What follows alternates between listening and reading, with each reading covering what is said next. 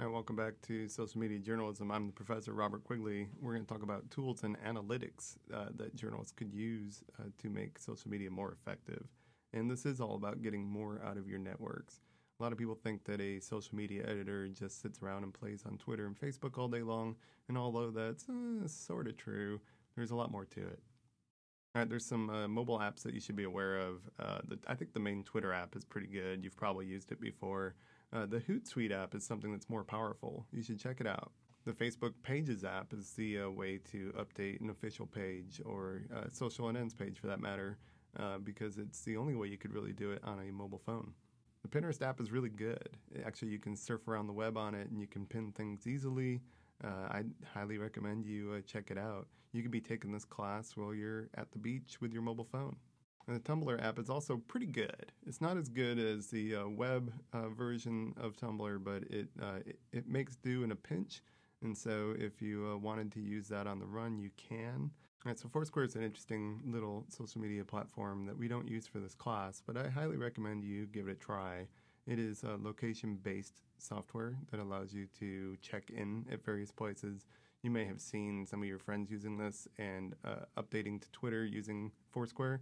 It's worth a shot to at least try out and see if you like it. A lot of people kind of get addicted to it. I did for a while. I'm over it. And Instagram, everybody's using Instagram these days, right? Well, I want you to check out gramfeed.com as well. We will use that in our Instagram assignment, and so definitely check it out and see what it's all about. It's a great way to display what you're doing on Instagram on the web.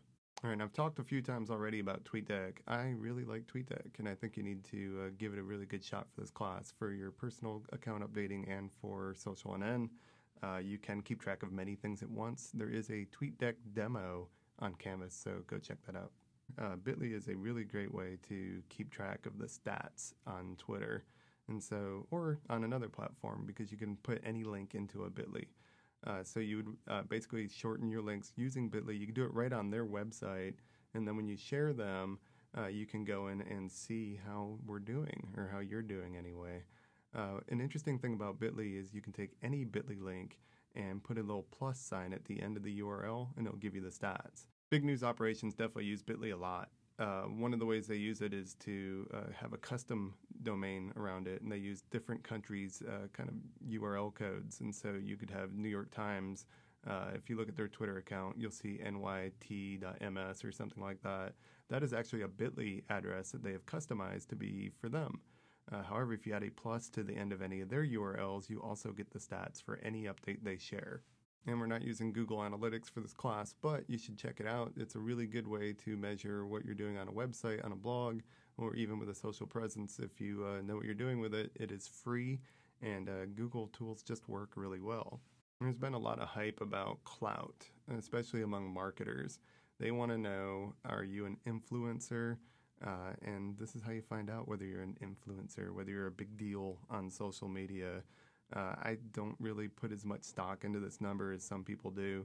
I've actually heard of people getting promoted, demoted, get a raise, get hired because of their clout score. So perhaps you should at least care about it a little bit and try to figure out how to boost your score on there. It does have an algorithm that supposedly takes in how many followers you have, how many of them are active, how many interact with you, whether your tweets get retweeted, that kind of thing. But don't live and die by this number, but it's something interesting to know about and to explore. Tweetreach.com, I think, is a really good little Twitter tool that allows you to see how viral any one particular tweet goes. This tweet that I have showing here is from Larry David, the comedian who created Seinfeld and has Curb Your Enthusiasm, which, by the way, is the best show ever. But here he is. He posted a tweet. It was his only tweet ever, as far as I know. I don't think he's posted one since then. I did a little tweetreach.com thing on him that only took a few seconds. It's free, and I was able to see that he potentially reached 50,905 accounts with his one tweet before he even had that many followers. And that's because people are retweeting him.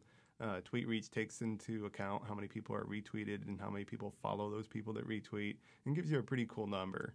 Of course, not all 50,000 plus people were looking at Twitter at the exact moment that tweet came across, but it's a nice little measure as to how things are going. Twitter Counter is a good one.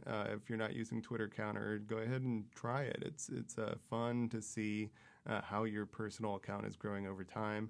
You could also plug in any other account from Social NN to The Guardian to anybody you want to see how they're growing over time.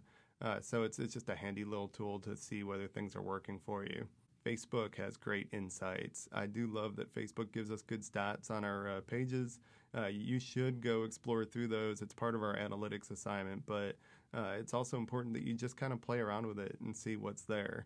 Someday you may be working as a social media editor, and just having a knowledge of what's possible with Facebook Insights is really good. It's all laid out in nice graphical formats, and you can download those as files that can open in like Microsoft Excel. All right, so if you really want to go to the next level and become that professional social media journalist, you might want to look into Hootsuite. It looks a lot like TweetDeck, and that's kind of on purpose. They're supposed to be something you can switch over to and feel comfortable with. The interesting thing about Hootsuite is it has a lot of analytics, and so you could go through and see how your tweets are doing.